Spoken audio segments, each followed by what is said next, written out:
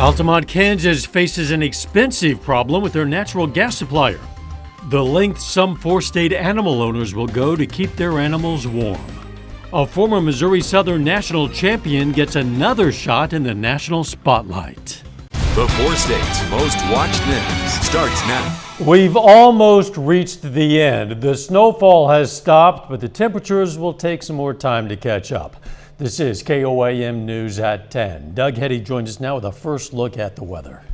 Yeah, Dal, the Arctic air is slowly going to retreat over the next few days. Now, of course, we're still into winter. We still have a few more weeks of winter, and we will most likely get snow again. But this is the toughest stretch that we have seen in about a decade, and what we are going to see for the rest of the winter. So that's good news that we've made it through this, and we are going to start to warm back up.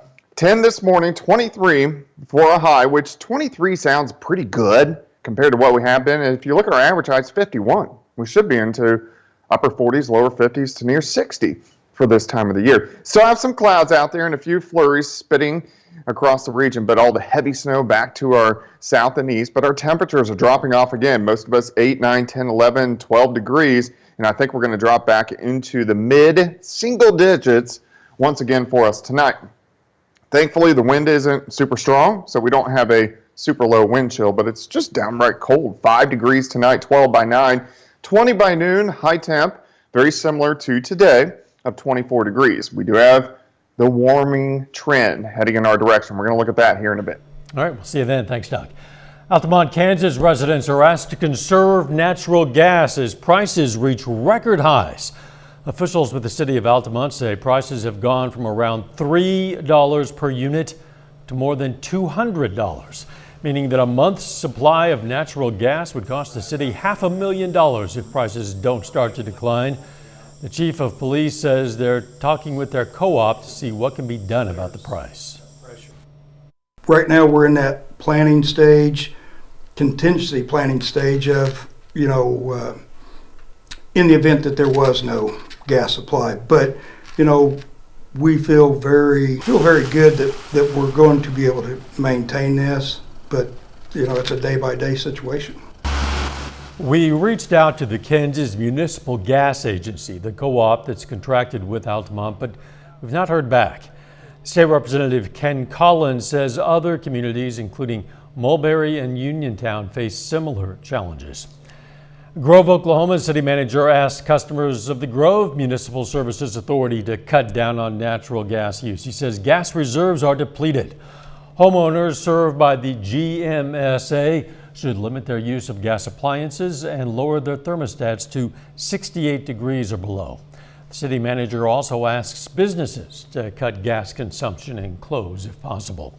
Oklahoma Governor Kevin Stitt wants federal disaster declarations to help deal with the aftermath of the winter storms. If approved, the declaration would allow for reimbursement to cities, counties, and tribes for cost of eligible emergency protective measures related to mass care and sheltering operations through FEMA's Public Assistance Program. It would also authorize federal resources to assist state and local governments. Officials cancel a mass vaccination clinic in Joplin but plan a smaller one. The original clinics scheduled for tomorrow and Friday are off. Those were for a second dose of the vaccine. But the city is opening a clinic for 27 eligible patients to receive their vaccines. You can find information for how to register for the smaller clinic on our website. That's KOAMnewsnow.com. Mercy Health officials tell us you can wait as long as 6 weeks after your first dose to get your second. Freeman Hospital cancels its vaccine clinic scheduled for tomorrow. Officials say it's due to the weather and the potential danger it presents for people getting a vaccine. Officials say they'll contact patients to reschedule. The Crawford County Health Department reports 2 new coronavirus-related deaths. That brings the county's total deaths to 75. County officials also say that 116 active COVID cases are in the county, plus 580 people are in quarantine. This week's extreme winter weather is blamed for at least 24 deaths all across our country. Reporter Nancy Chen has more. Much of the U.S. remains in the grip of an unusually harsh bout of severe winter weather. On Wednesday, the National Weather Service said more than 100 million Americans were under a winter storm warning, watch, or advisory. Those warnings extend from Canada to Mexico. In Texas, residents have already endured days of snow and sub-zero temperatures. Frozen pipes, pumps, and other equipment left millions without gas or electricity. It's pretty bad that, as Texans, we just can't prepare for cold, and every other part of the country, this would have not been even an issue. Plano resident Tara Davis fled to Florida with her 8-month-old baby. This is a chance we're willing to take to not have to have our baby out here in -degree weather. A rare midwinter tornado touched down this week in Brunswick County, North Carolina. The EF3 twister claimed 3 lives and damaged or destroyed as many as 50 homes. Nancy Chen, CBS News. There were more than 3.5 million reported power outages in 8 states this afternoon, most of them in Texas. Republican state legislators and secretaries of state have created a commission to look at election laws. The Republican State Leadership Committee made the announcement today. It comes amid a push to roll back expanded access to voting, such as mail-in voting. The commission said in a statement their goal is, quote, to restore the American people's confidence in the integrity of their free and fair elections by making it easier to vote and harder to cheat. Alabama Secretary of State John Merrill and Michigan State Senator Ruth Johnson will lead the commission. Rush Limbaugh, the talk radio host who became the voice of American conservatism, has died. His death today at the age of 70 came a year after announcing he had stage 4 lung cancer. Former President Donald Trump last year announced Limbaugh would receive the Presidential Medal of Freedom and presented it to him. It's the nation's highest civilian honor. Still ahead, if they're cold, bring them in, even if they have hoofs. And later, a former Missouri Southern national champion has her eyes on an even bigger prize. These cold temperatures are not just forcing people to stay indoors. Some farm animals, particularly young ones, are not safe outside. KOAM's Danny Terzer has more from Fairland, Oklahoma.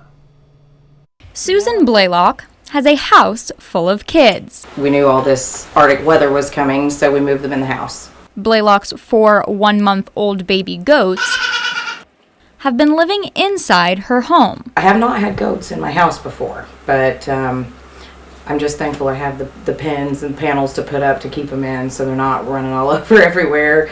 The kids were originally set up in the garage, but as temperatures continued to drop, adjustments needed to be made. Their ears and their hooves get really cold when they're chilled, and like I said, I didn't leave them in the garage long enough to wait until they got shivering. They're too little for that. Now they're in Blaylock's mudroom. There, she has set up a safe and comfortable environment. They have boxes to jump on, hay, and most importantly, ample warmth. They all sleep like on top of each other, right immediately under the heat lamp. The last couple of nights, because it's been so cold at night, though, I added a space heater just kind of blowing in that room to keep them warm. The kids won't come back outside again until it's consistently about 50 degrees. All 4 kids are orphans. They don't have a mother to go to for natural warmth.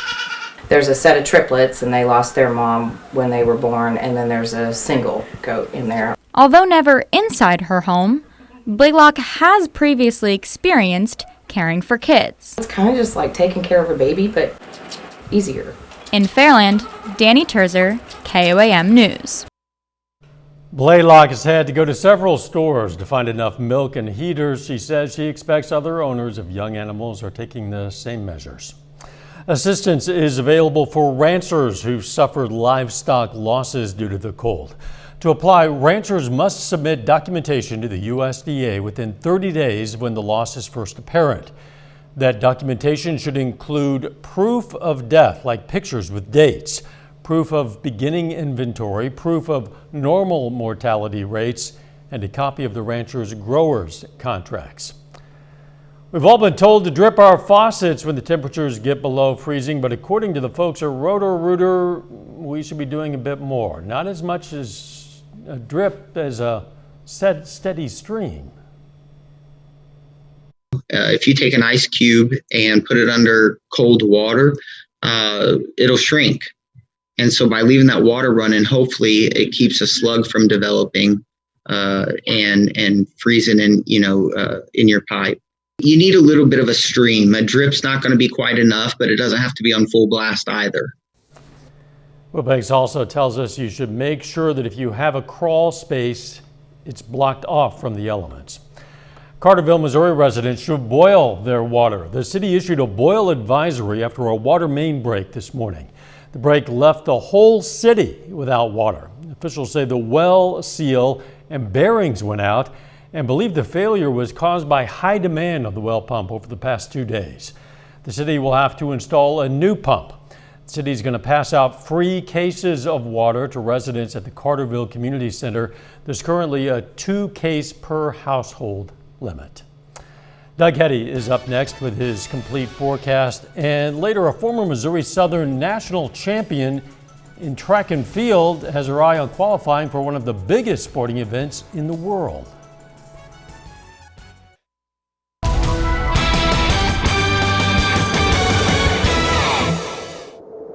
Well, of course, a snowy start to the day. We had the bands of snow, moderate snow, across the region throughout the overnight hours last night into the morning hours, and then a little bit of sunshine this afternoon, then some more flurries during the evening hours. But this entire storm system is pretty much out of here, and you can see it coming down on our Indigo Sky Casino and Resort. This is a time lapse for you, so starting early in the morning, all the heavy snow, and then the clouds, and then a little bit of sunshine late in the day. Of course, Indigo Skies just outside of Seneca, Missouri.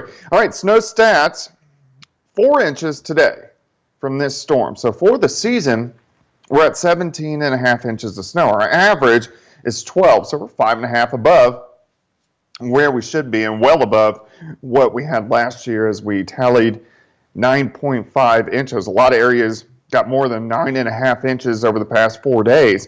So if we combine these two storm systems, most of the Kansas side in that 6 to 9 range, and then a pretty good swath of 9 to 12 coming out of Oklahoma City, Tulsa, all the way up through Grand Lake, Miami, the Joplin Metro, and then pushing up I-49 toward Nevada. So we get rid of this system, and we'll start to thaw out just a bit over the next couple days. Looking back at this month so far, look at the first week. It was pretty good.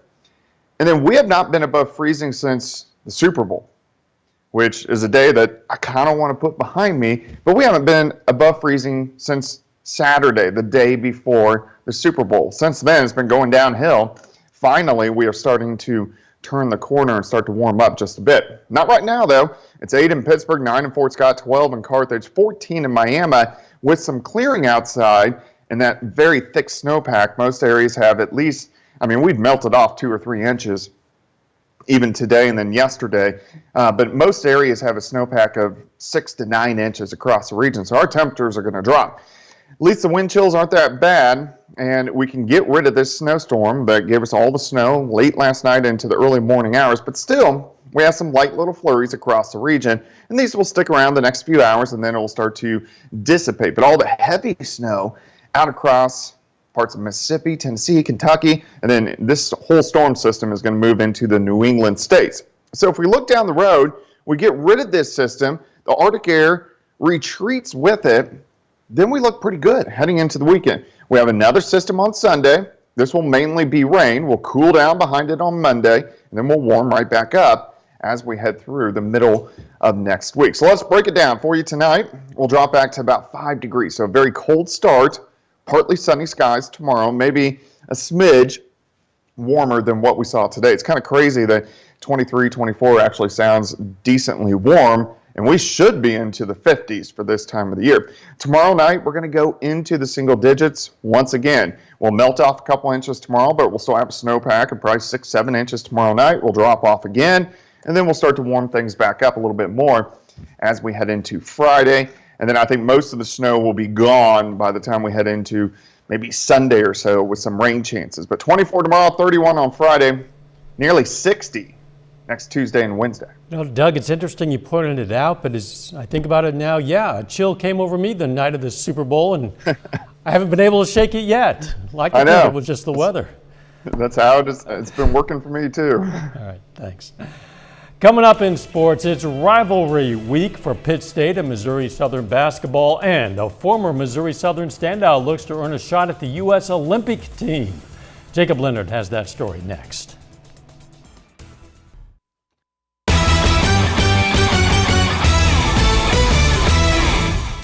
Emily Presley finished up her pole vault career at Missouri Southern last year. She won 5 conference championships and 3 national titles for Southern, but now she has her eyes on an even bigger stage.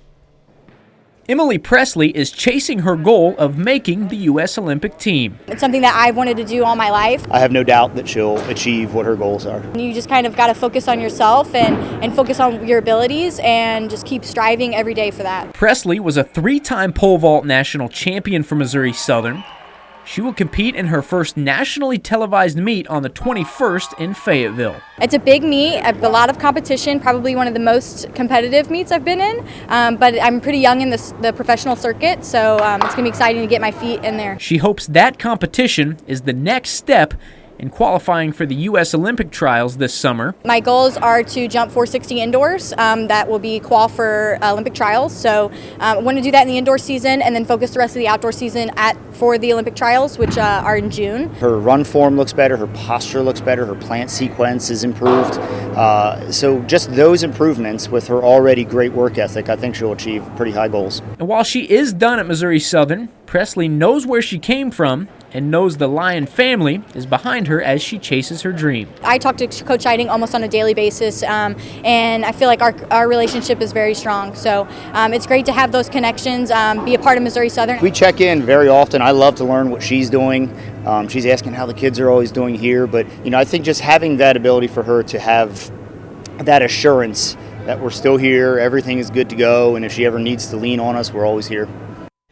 Presley will compete in the American Track League event on Sunday, which will air on ESPN. She currently trains at Spire Institute and Academy in Ohio. Well, this week is rivalry week for Pitt State and Missouri Southern basketball. On the men's side, Pitt State aims to cool down a hot Lions team and do something they have not done in 14 years. Pittsburg State and Missouri Southern meet again this weekend. We just really know what they want to do, but we don't ever want to be too sure, so we're still learning and checking them out and trusting Coach A to bring the right game plan and prepare for them and execute that. The Gorillas won the first matchup by 16 back in January against a Southern team missing 2 starters. They out-toughed us. They outplayed us in every aspect of it, and especially in the second half. I thought we competed there in the first half, but second half they were just too much for us, too big. Missouri Southern has been on a roll the last few weeks. They're playing really good right now. They got a little different swagger to them. After a 40-point loss to Washburn on January 14th, the Lions have won 7 of 10 to climb to 3rd place in the MIAA. That was our breaking point. Since that game, we've been a whole new team. We all bought into what Coach Boshi's trying to have us do, and we're just a whole different basketball team. We changed up the lineup, and I thought our demeanor, our sense of urgency was where it had been, or where we've been trying to get it to for the whole year. Southern is trying to even the score with PSU. Our fans and our community really wants that win. But they know they'll have to work for it, with the Gorillas hungry to sweep the season series from them for the first time since 2007. I think this year Coach Anderson's done a great job getting them guys to buy into what he's coaching and playing as a team. They're playing really good this year, and they're playing well. I want to be a winner. I want to win the MIAA. I want to go to the national tournament. So it would mean everything to me to win. Missouri Southern will host Pittsburg State this weekend. The women's game is at 1:30, with the men's game following at 3:30. Finally, tonight, already rivalry night for these guys. KU wins on the road 59-41 over K-State.